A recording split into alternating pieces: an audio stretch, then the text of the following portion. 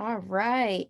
Hello, everyone, and welcome to tonight's virtual event featuring Cupcake Vineyards. My name is Shannon, and I'm a part of the New Hampshire Liquor and Wine Outlet social team. Tonight, I am joined by Jessica Tomei, the winemaker at Cupcake Vineyards. She's going to be chatting with us tonight about the history of the brand, as well as tasting 5 Cupcake LightHearted varietals. So super exciting to kind of get the flavor profiles on all of those. In addition to Jessica, we also have Lisa Gosselin of the New Hampshire Liquor and Wine Outlets marketing team. She is going to be here to answer any pricing or store availability questions that you may have. So make sure that if you've got a store in mind, you reach out to her via the chat in Zoom. For those of you that have pre-registered, we're going to be giving away a cupcake swag bucket, which is actually right behind Joe. He's going to grab it. And that includes a $25 New Hampshire Liquor and Wine Outlet gift card, which is awesome. So we're going to be doing a trivia question for that. So make sure that you are listening super closely to the presentation for your chance to win. With that, Jessica, I'll pass it off to you to get started. All right, welcome everyone. Thank you for having me and Cupcake LightHearted tonight. I am based here in California in Monterey County, and definitely a warm day. We've already started harvest already for 2021 for the Cupcake LightHearted, so we've entered into our busy season. And I'm excited to taste through the wines with you this evening, and please ask any questions in the chat. I'd be happy to answer as much as I can.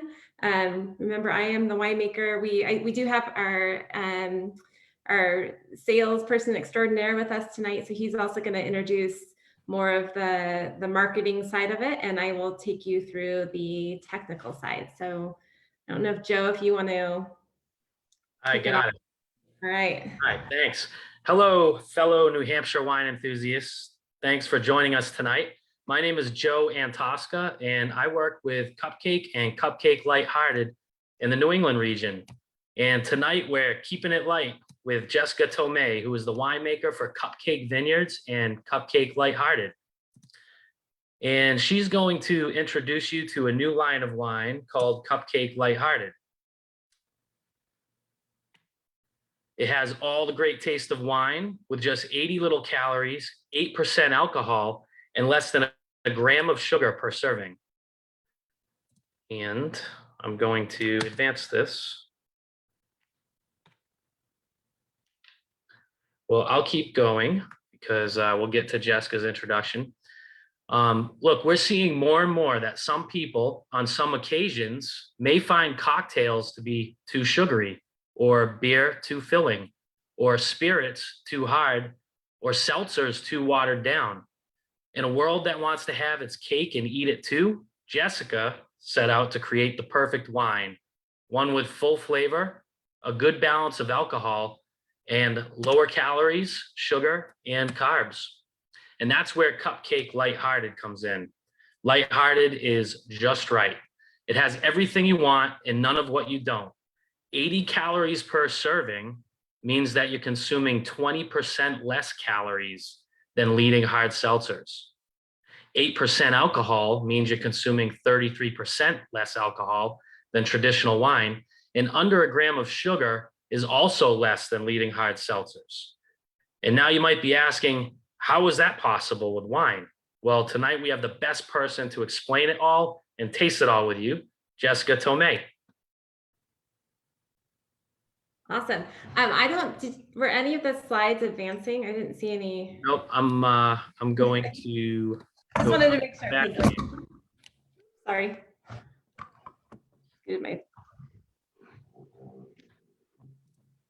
There we go. I wanted to, because these are such pretty slides. I am a true winemaker in that I really am terrible at PowerPoint and PowerPoint presentations. So just a little background on how I entered into the wine world. I was at school. I was a pre-med student at UC Davis, but also had like a terrible wanderlust for I lived in Spain. I wanted to travel, and when I got back from my year abroad at Spain, I started taking. I was thinking, oh, I don't know if I want to work in the medical field. I took a winemaking class, and from that day forward in that winemaking class, I was like, this is it for me. I loved that it included all of my science background. It was culture, it was food, it was agriculture, it was being outside. It incorporated all the things that I loved in life and captured it and put it into a bottle that you could actually drink and enjoy with friends and family. Like, what better industry to get into? So I graduated in 2001. So it's been over 20 years that I've been in the industry. I worked in Italy, I've worked in South America, and worked all over California. I spent some time distributing wine and importing and making my own labels with my husband right before the Cupcake found me, which is a brand of a larger wine company. And it was the perfect marriage of working for a brand that was launched in 2008. And it was the first globally grown brand. So the idea behind Cupcake wines was that we over deliver quality for the price point, and how better to do that than to go and work in the areas that really excel at their varietals. So for example, our Sauvignon Blanc, we grow in the Marlborough region in New Zealand, and we work with small farmers there and make the wine there and bring it into California and bottle it.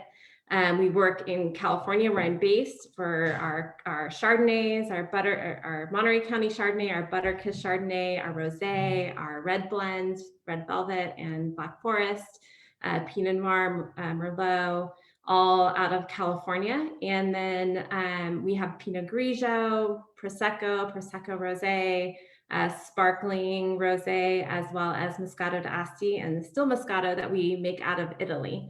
And again, the reason why I was so excited to work with Cupcake was to be able to make these delicious wines that represent the area of where they're grown, and then deliver them across the US at an amazing price point that really, I think helped change the culture of wine, that it doesn't have to be snobby. Cupcake is easy to pronounce, like it's easy to share with a friend, bring to a party, have on a Tuesday night with tacos.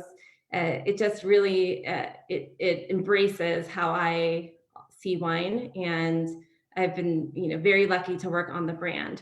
And the inspiration behind Lighthearted is that I am a working mom. I used to teach aerobics when I was in Davis. So I'm a fitness. I love, working out. I love running. I'm Peloton. I'm also, golfing, learning how to golf, surfing. So I love to be active, and the idea of making a wine that embraced that lifestyle that you could, I do drink wine during the week, but I need to wake up in the next morning, be able to do my workout routine, go to work, take care of my kids. And the idea of, being able to still enjoy wine, but not break that balance, really inspired these lower alcohol, lower calorie wines that are still delicious. They are wine. They taste like wine. They don't taste exactly like the other cupcakes, but they're a lighter version and absolutely delicious. So I'm excited to take you guys through the process of how we make them, and then taste through them. And feel free to ask any questions. We'll give some ideas of how to enjoy them on what day is it today? Tuesday night. So are you guys ready to? Want me to take you through the process of how we? Yeah, let's start there. All right. Thank you. It's hard to just look at myself and talk. I love to see all, no, but I love to, you know, it's hard not to see all the faces out there. So know that I'm wishing that we were in person and tasting together. So hopefully one day soon we'll be able to do that. So just like with our other, with our cupcake line, with Lighthearted, is everything does start in the vineyard. Like I mentioned, I do have a double major in viticulture and enology, and with that, I actually just saw one of my professors, and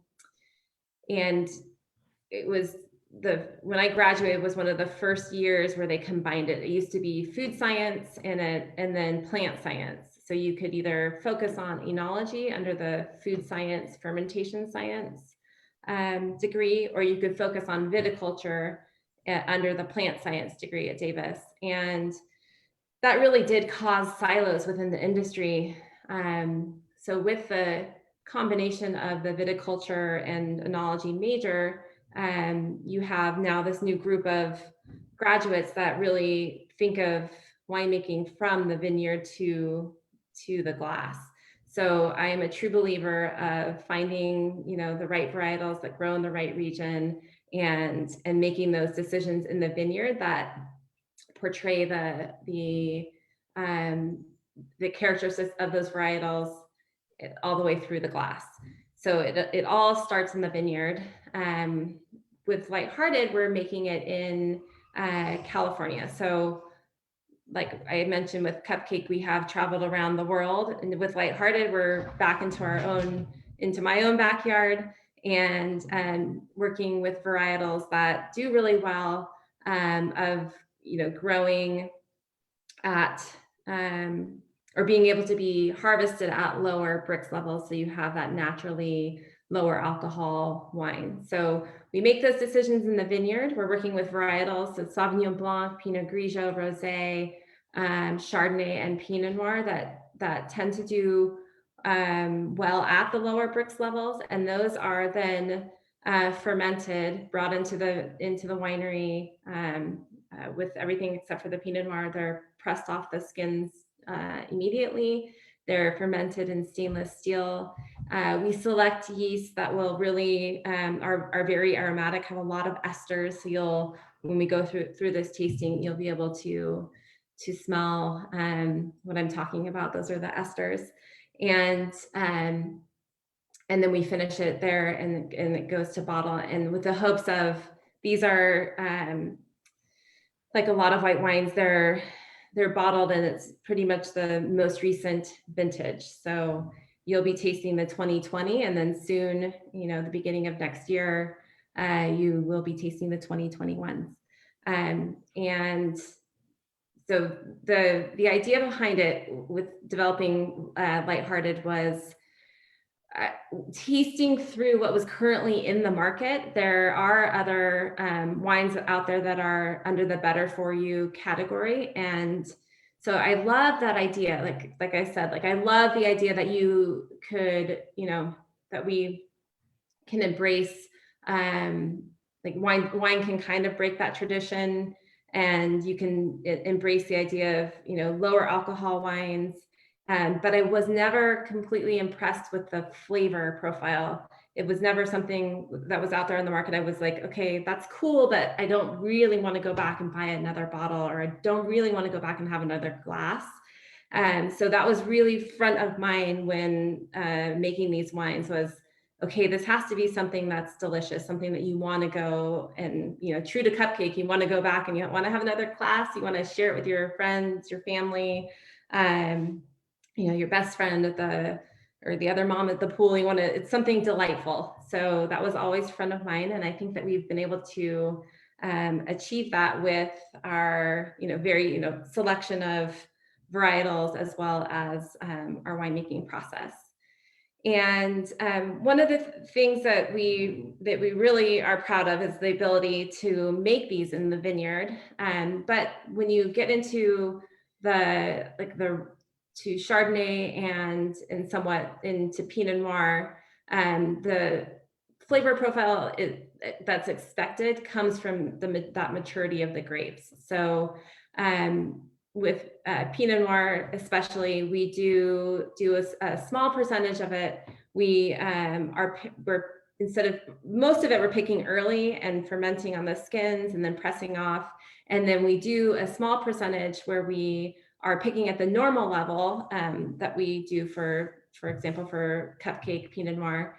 And then we take it through a process of reverse osmosis. So it's actually goes through a very gentle membrane or gentle process. It's a membrane, and it's basically pulling out the alcohol and while concentrating everything else that's in the wine. So you're concentrating the aromas, the flavor profile, and it really helps with, especially the red wine, with that mouthfeel of what you're expecting with Pinot Noir. So Pinot Noir is traditionally can be picked early, for example, for sparkling wine or champagne.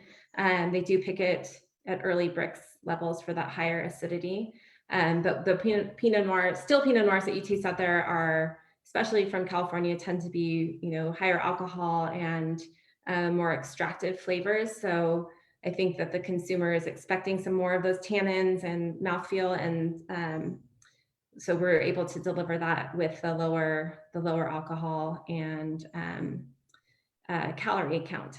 So just a reminder, because I know those slides we went through pretty quickly, that the alcohol is 8% alcohol. The calories are 80 calories.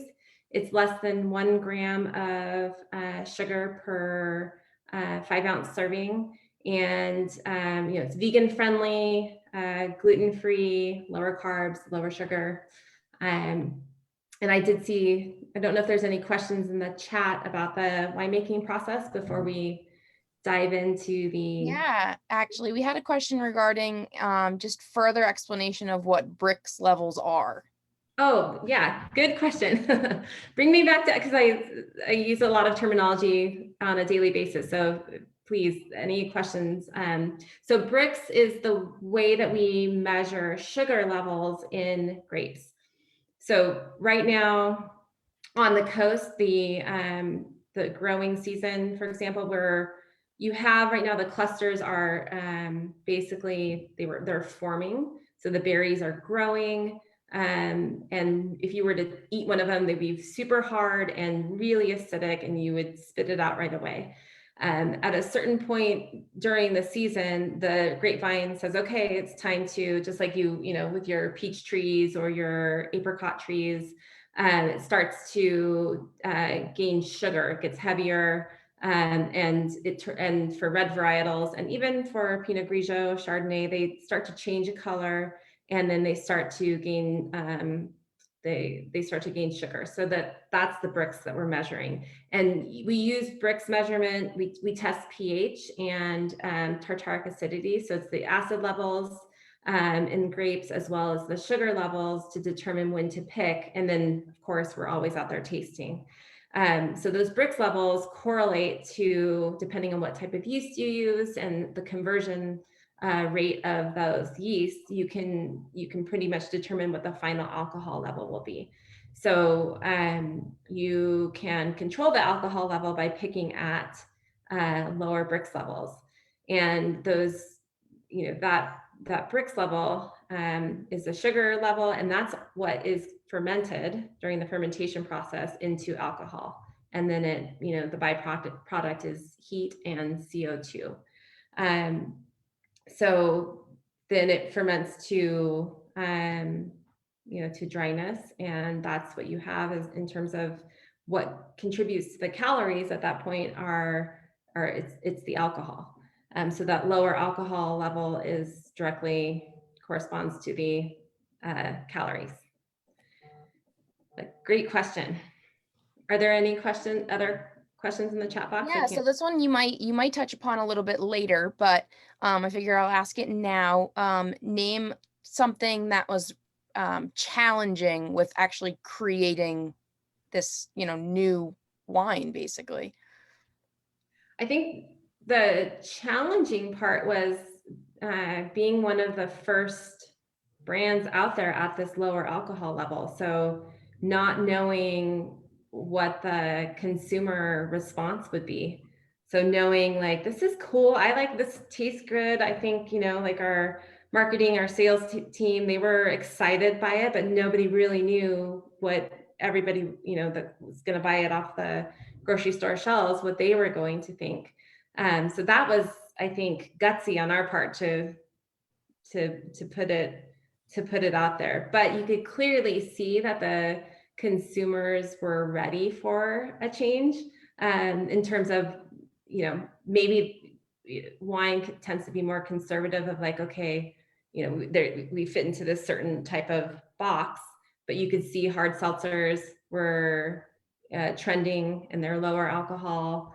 You know, lighter beers have been trending for a long time. And even, you know, cocktails that are, you know, assume that they're lower calories as well compared to other beverages. So we had an idea it was going to do well, but just not knowing exactly how the response would be. And I would say that it's exciting because the response has been overwhelmingly positive. I know I get pictures from my family in Chicago of, you know, they're stocking up on hard seltzers as well as lighthearted. So it's exciting.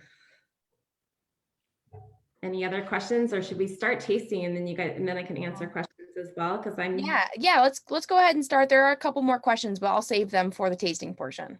okay. So we can start with the Pinot Grigio. And I don't know if everybody has it, but we'll take you through. This is weird with the, I don't know if can you guys see, but pixelated. Well, Pinot Grigio. So it's so in the vineyard, Pinot Grigio gets its name because it is small. It's like Pinot Noir, smaller clusters, smaller berries. And it gets the Grigio because it actually, when it ripens, it tends to get a grayish purple color, although it's a white grape. So it is, you know, it's ripe or maybe even overripe when it's very purple. And that like, depends on the growing year, how dark it will get. But sometimes it can be as purple as, or gray, I guess grayish, but darker than, it can get almost as dark as Pinot Noir, which is, I don't know if everybody knows that. So, but what we do is we bring it into the cellar, we press it off the skins right away so it doesn't get contact with the skins. Therefore, you know, it doesn't pick up the color from the skins. And we ferment it in a cold jacketed stainless steel tank. And this has, stop talking and smell it. So the first thing you do when you taste, you look, see what color it is. So this is a nice light straw color, what you would expect from a Pinot Grigio. And then to smell the flavors. So it has really a lot of citrus. And some of that, I know the tasting note says like a honey crisp apple. It has more, it has like that apple, which is the malic acid shining through, like a green apple has a high content of malic, but you can smell like it's going to be a crisp wine. And then some nice stone fruit, like the flesh, like peach flesh. I get ripe peach. So cheers, everyone. These are all done, they're supposed to be served cold, except for the Pinot Noir, but I do tend to slightly chill my Pinot Noir. But they're nice served cold.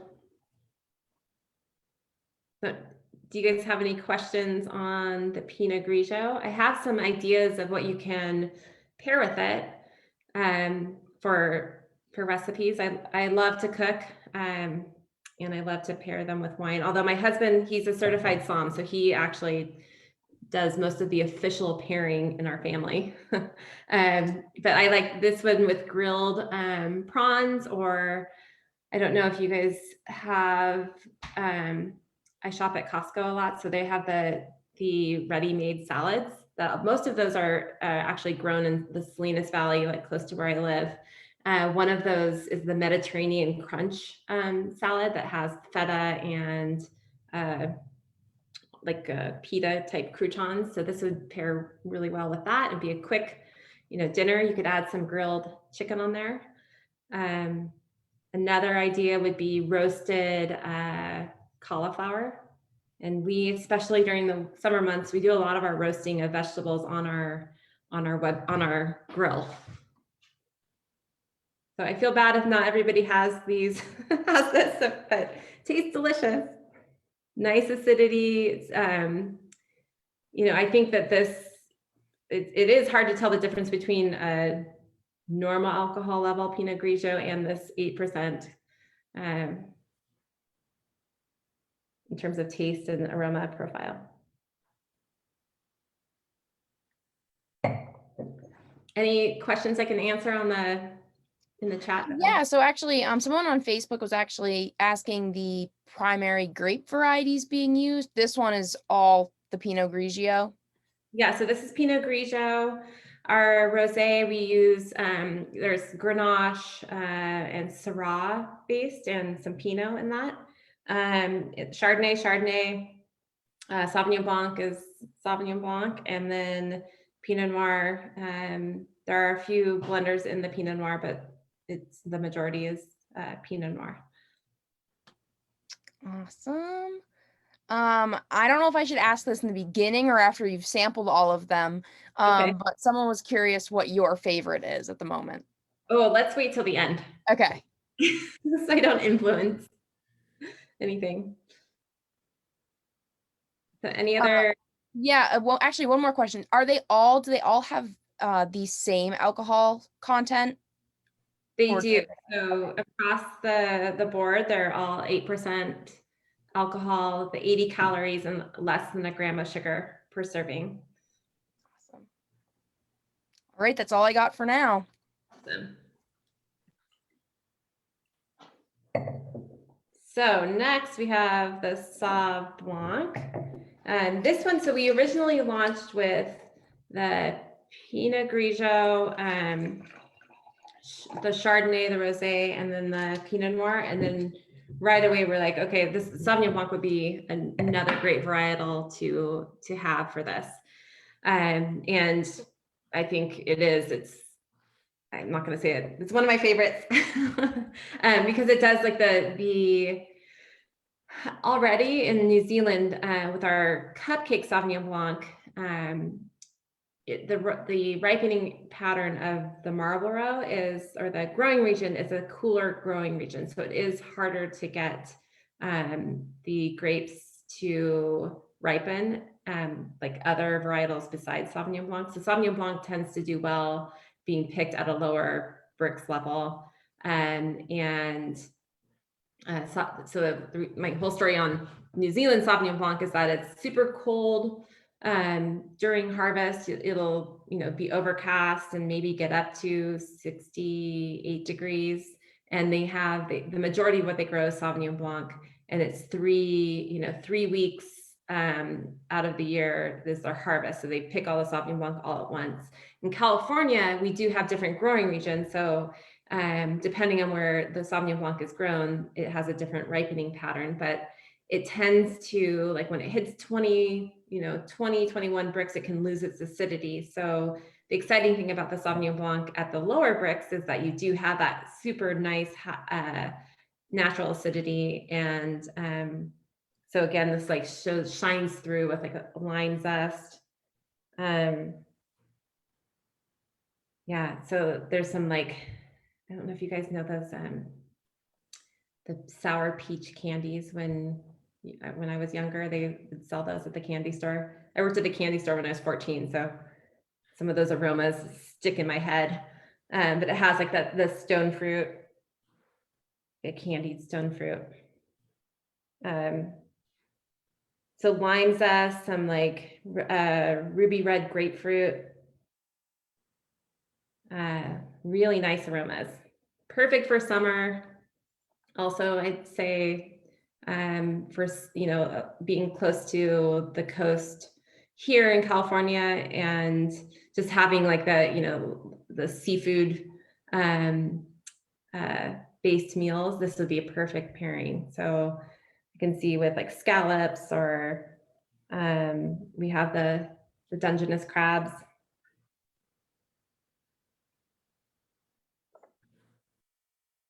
I'd love to know some local recipes, what you guys would pair this with.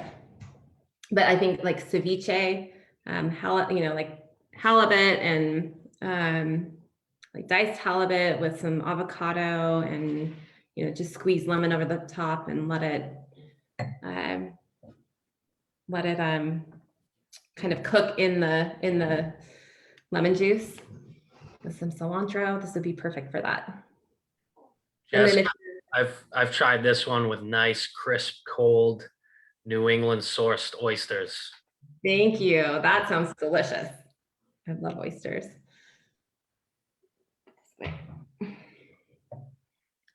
Or, salad, I think, again, we eat a lot of salads in our family. So any of your favorite salad recipes? Lobster, what I see, lobster roll and onion rings. I'm there. When can I start traveling again, Joe? We're open. For now, anyway. For now, yeah. So we did have another question, and you might get to this too, so might hold off, but which of the wines that you're tasting tonight would pair well with a goat cheese or dried cherries? Ooh, the dried cherries, I get a lot of that flavor out of our Pinot Noir, so that might be very interesting. And then goat cheese, I would say either the Pinot Grigio, because it's I think depending on how strong the goat cheese is, I think that would be good. And then or the Chardonnay, because the Chardonnay has some more of those, like the malolactic butteriness that might pair well with the goat cheese. But Awesome. I think that's always like an art of one of my favorite cheeses is that what's it called? Blanc de Bourgogne, creme de Bourgogne, the Burgundy creamy cheese, and it has like its own sourness to it, so it's hard to pair with wine. But I found that the red wine with the tannins pairs nicely with it. All right. So any other questions on the Sauvignon Blanc? This is a great, I think we'll end, well, if you go to Cupcake LightHearted, we have some really great ideas and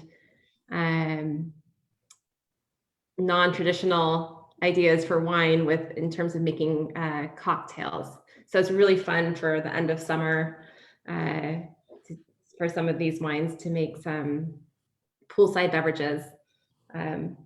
That's when we could, the rosé, the frosé is always a favorite. But we have some recipes for like a mojito with the Sauvignon Blanc. So you can have your like lower calorie cocktails.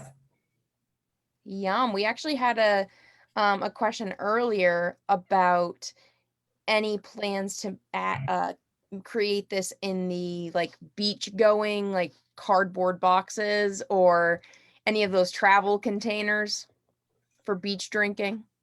Yeah, I don't know. I think that those are great ideas, and I can't say if we have anything in the. I know we have something in the pipeline, but nothing yet. All right. Yeah, these are the form. This is the format for now, but I love that idea because being able to take it on the go. We do have our cupcake Sauvignon Blanc in a can and sparkling rosé in a can. That's great for taking to the beach or the pool. But it is like the cans are the current cans we have are 375s, and so it is, you have to be careful. It's like 2.5 glasses of wine in a can, so you can get zonkered. All right, I'm gonna pour the Chard. the Chardonnay.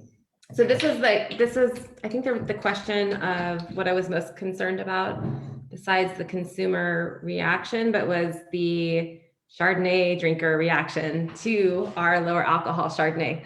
So with Cupcake, we have three Chardonnays. That we have our Monterey County Chardonnay, which is grown in Monterey County. The winery where we make it at is very close by. It's all, quickly processed. It's barrel fermented. It has a nice balance of the malolactic fermentation, so it has butteriness, but it's not overpowered by oak. So it supports the fruit. The Monterey County fruit has a lot of lemon and pear, so it really highlights the area. And then we have our Butterkiss Chardonnay, which is watch out. This is, if you like buttery, oaky Chardonnay, this one's for you.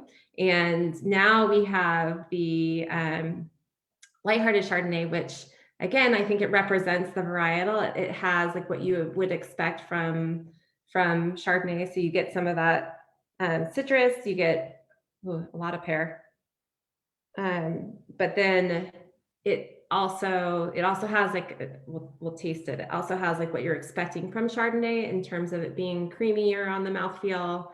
It has a slight hint of oak, a slight hint of vanilla, but it is not over the top. So I think we're able to please the Chardonnay drinker, but we're also bringing in people that are I do not like Chardonnay because for some reason, they have in their mind they don't like it because whatever they've tasted in the past is super buttery or oaky or not, but now we're bringing those non-Chardonnay drinkers into Chardonnay because you're actually, you can smell the fruit and taste the fruit.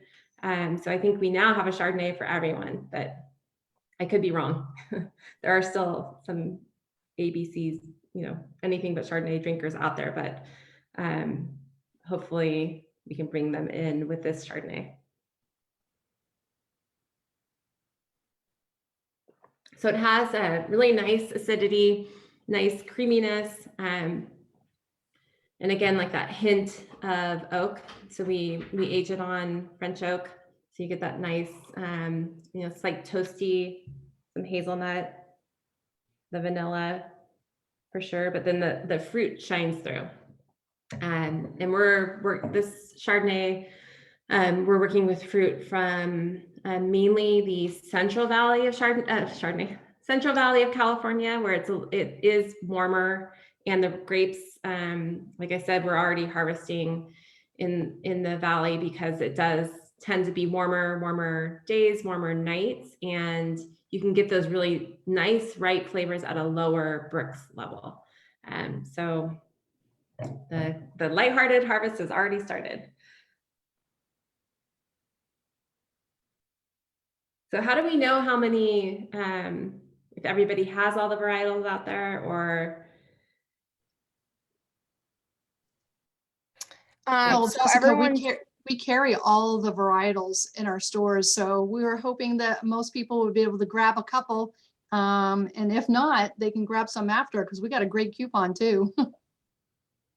we've actually seen some comments in the chat saying, "Oh, I'm drinking the Chardonnay right now, really great." We've got a couple above that have purchased the Sauvignon Blanc. So I think it just depends on the preference of the drinker. Yeah, Chardonnay, Pinot Noir. So good mix of everyone. I agree. And I think it's okay to have a favorite. It's like asking me, I have 3 kids. So it's like asking me who's my favorite kid. I love them for all different reasons and for all different occasions. So I think that the Chardonnay is a nice, I think as we go into the fall, it's really nice for those more fall dishes with roasted, sweet potatoes with Brussels sprouts, or a chicken marsala dish, roasted chicken. Also, this pairs well with, I would say, with fish as well. I'm trying to think of a fish dish. One of our favorite dishes here is to make like the clam and mussel linguine, with a little bit of a fennel-based liqueur. So you have like either Pinot or some other type of liqueur that's super aromatic, and then tend to use like you want to drink like the higher acidity wines with it, but then I actually like the pairing of wines that are bright, but then have like that slight creaminess in the mouthfeel for those pasta dishes. Someone commented swordfish as well would be a good one. Ooh, it's been a while since I've had swordfish. I used to eat, when I lived in Italy, they they're big swordfish on like every menu, but I feel like I haven't seen it on the menus here in California. It's been a while since I've been out. So can't wait. How about some truffle fries with this Chardonnay? Truffle fries with some like Parmesan. I'm I'm in. in on that. Joe, we've got a question on what are your top 2 favorites? Ooh, my top 2. I don't want to give it away too soon,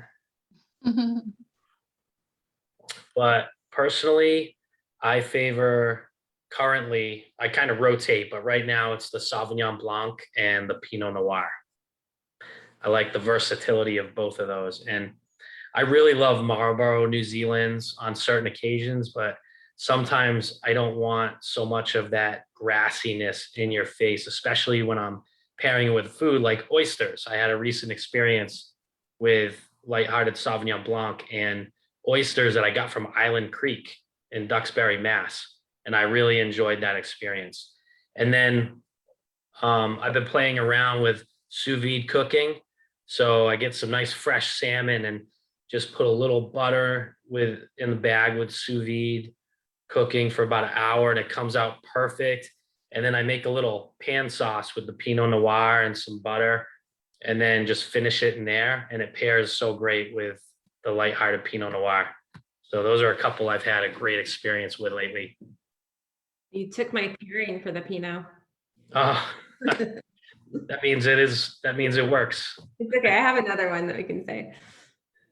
Speaking of salmon, my dad just went off the like Sausalito Bay and caught 6 salmon.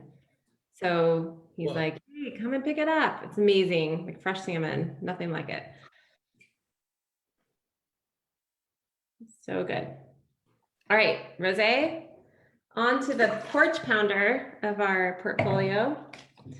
So this is really interesting because we use the same vineyards that we use for the cupcake rosé. So this would be like I think this would be fun to do with a group of people, like have your own wine tasting and do Cupcake LightHearted and Cupcake Rosé and taste them side by side. And because it is, we're using the same vineyards, just different picking decisions. So obviously picking earlier for Lighthearted, a little bit later for the Cupcake Rosé. And you can see similarities in the profile, but then you'll see like, oh, some things are super pronounced compared to the, so maybe it's more pronounced, to me, it's more pronounced in terms of the grapefruit zest in the Lighthearted, which shows you like the difference in ripeness levels. And then in the, oh my gosh, the regular Cupcake Rosé, it has more like strawberry and then the watermelon is really, really pronounced. So I think it's interesting, but you do get a similar profile of the watermelon and grapefruit. So in both of them, but it's just the different levels that you can smell and taste. Yeah, and the honeysuckle I get a lot of right now. It might be the temperature. This one's a little bit, I don't have it completely chilled down, the rosé, so I think I'm getting a little bit more of the honeysuckle and some rose. And then the grapefruit zest really is pronounced on this.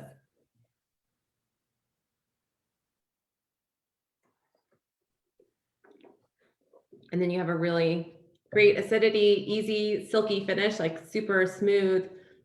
Makes you want to go back and have another sip. This was definitely, when we launched this is like, okay, we're, for summertime, this is awesome. Just sit in, your front yard, on your porch, or make a frosé with it. Have it with, popcorn, have it with a afternoon snack.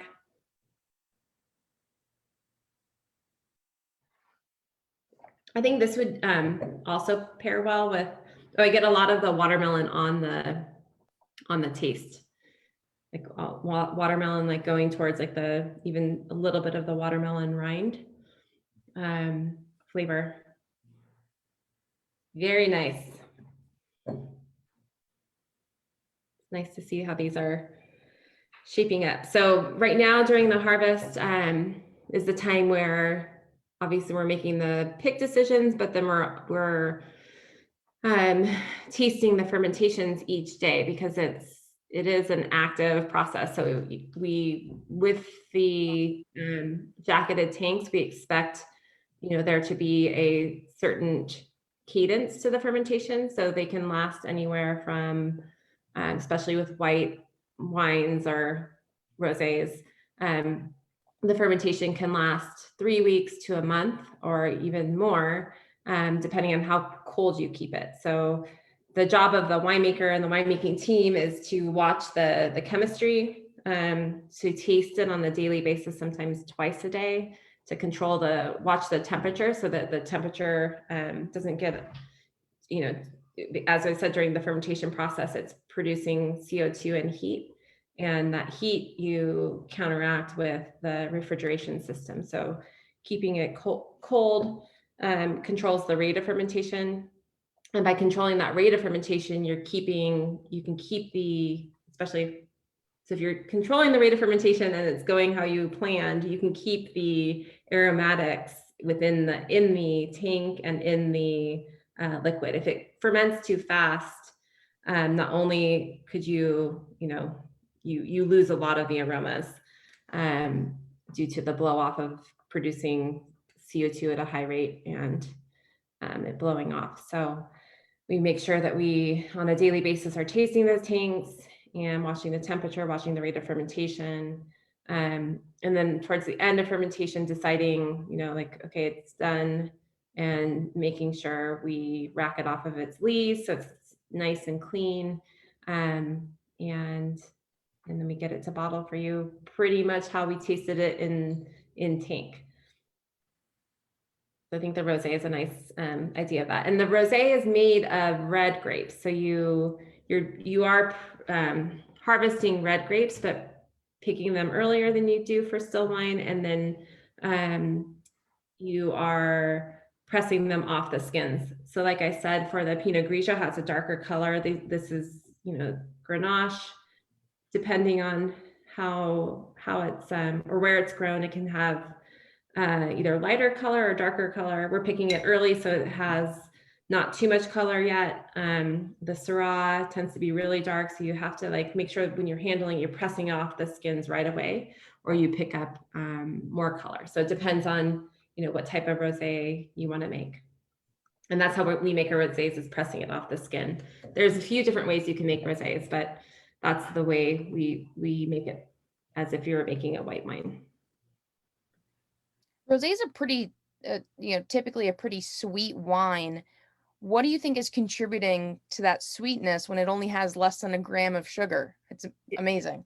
Yeah, it's the fruit profile. I think you're with that grapefruit and the watermelon and the honeysuckle, you're getting that aroma. Well, 70% of what you taste, you're actually smelling. I don't know if you guys know that fact of the retronasal. So you're smelling, but then once you're put it into your mouth and tasting, you're still smelling it. So I think that contributes to that, it's kind of tricking your brain into thinking it's sweet because of the sweet smell of it.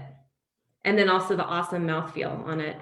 it's a really nicely balanced in terms of it's not too acidic. So, you know, like German Rieslings are interesting because you can have very sweet wine and not really realize it's sweet because the acidity can be really high. So it tricks your palate of like, oh, this is, you know, either nicely balanced or tastes kind of dry, but it actually has a higher residual sugar in it.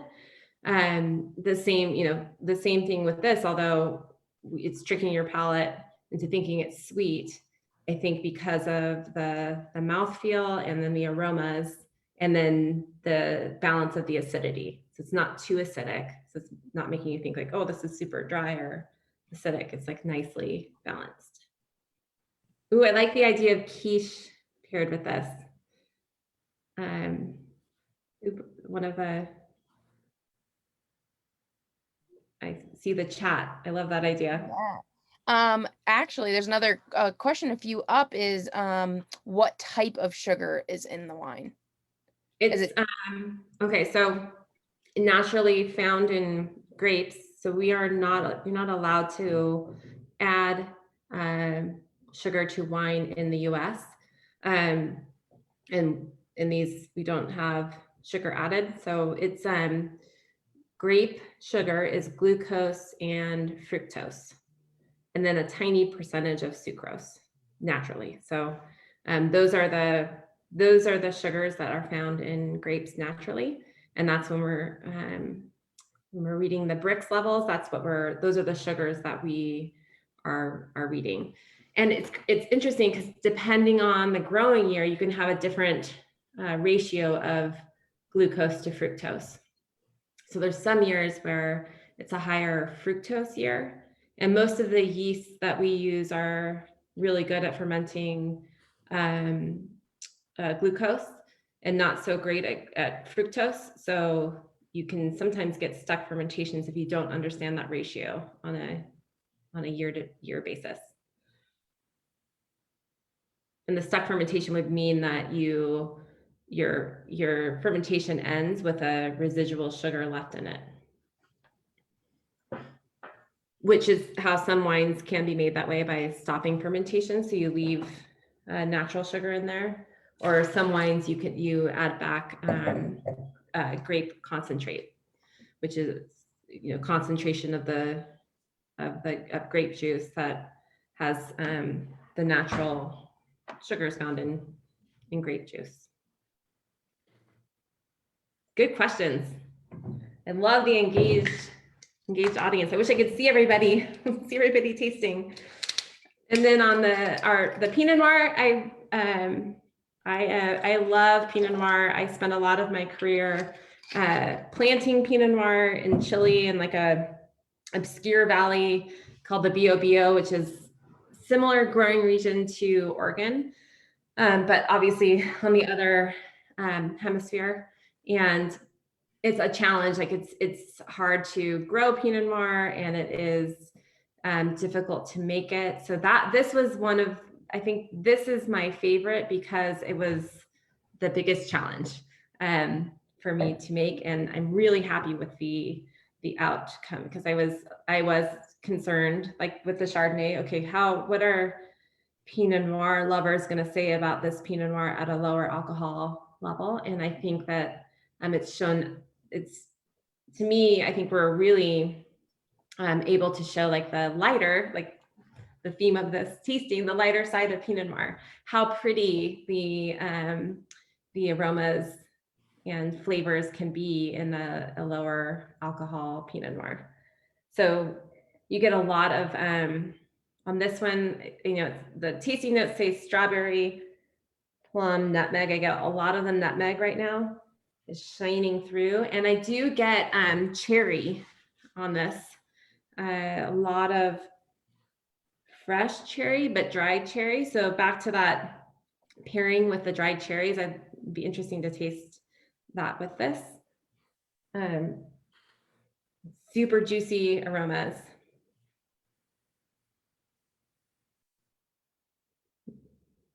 And it has like, nice, it's light body, but it still has like, super, super fruity in the aroma, in the flavor. And you get like the texture. So you have like the nice tannins, but they're silky tannin. It's not as, it's not as big of a wine as you would expect from maybe a California Pinot Noir, but I really like it because it is lighter. This one I did when we first launched Cupcake Pinot Noir. Cupcake LightHearted Pinot Noir. I'd like to have this like slightly chilled, especially during the summer. I like to have my lighter reds slightly chilled, and we did this with our oven. We'll make pizza on the pizza stones in our barbecue outside, and this paired with like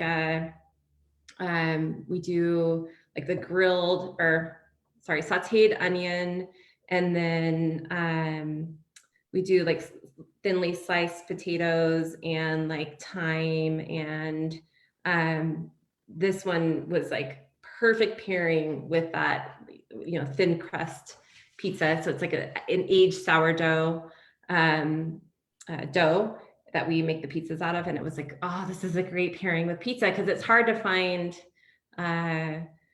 it's hard to pair, I think, red wine with pizza other than like, Sangiovese, or it has to have some of that acidity to match, especially with red sauce pizzas. So, or I will steal Joe's pairing of the salmon on that. Ooh, I did that right.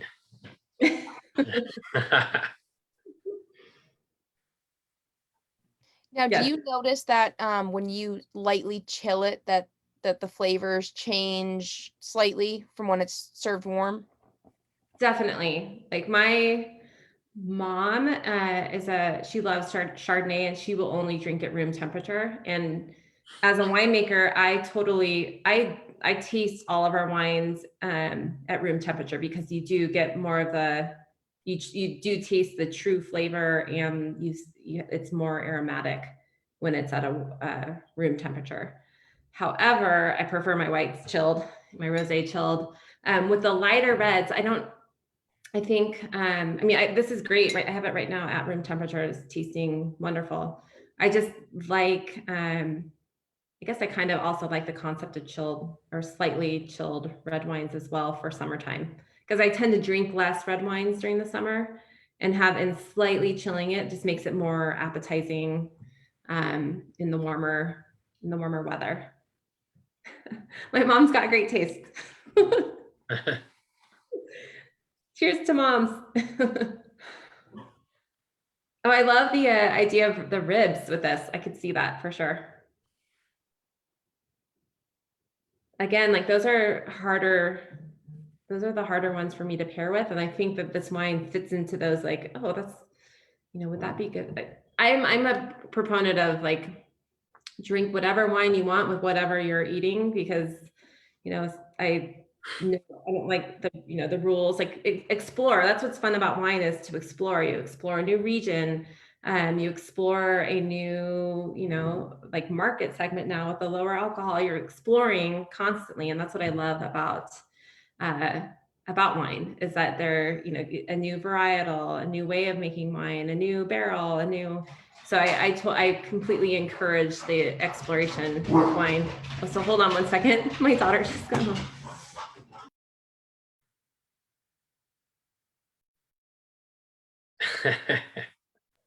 Sorry, she's home early from dance. Show the puppy. Well, this actually might be a perfect time for our trivia question.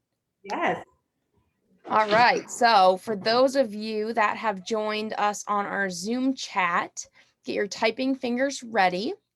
So our trivia question tonight, we know that Cupcake LightHearted has only 80 calories, per serving. So what amount of calories per serving are saved when enjoying Cupcake LightHearted versus the leading hard seltzers? So we're looking for the percentage of calories saved. Let's see what we have for responses.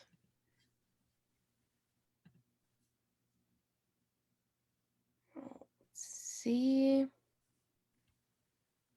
All right, Mary, looks like you were the only one that got it, 20%. The leading hard seltzers typically have 100 calories, so with the 80 calories, you're saving 20%. Great job. Look at Dan too. Good listening. Nice work. Awesome. Not the visual aid. So I know we're getting close to the end. So thank you everyone for taking the time out of your evening to taste with Lighthearted. And I hope it was educational. And if you guys have any other, interact with our Instagram or our website, but we have a bunch of recipes, like I said, for cocktails, which is really fun, at Cupcake LightHearted. Awesome. Well, thank you so much, Jessica, for joining us. Joe, thank you too for your contributions, as well as that awesome swag bucket with the New Hampshire Liquor and Wine Outlets gift carded. Congratulations again, Mary. And if anyone has any further questions, don't hesitate to reach out. We know Jessica's contact information. We can, reach out to her and do our best to get them all answered. Again, thank you all for joining us, and thank you again, Jessica, for taking the time out of your schedule to join us. This has been so awesome, and I would encourage everyone to go out and get a bottle of Lighthearted because it is amazing. Awesome. Thank you. Thank you. Have a great night, everyone. Great. Enjoy. Cheers.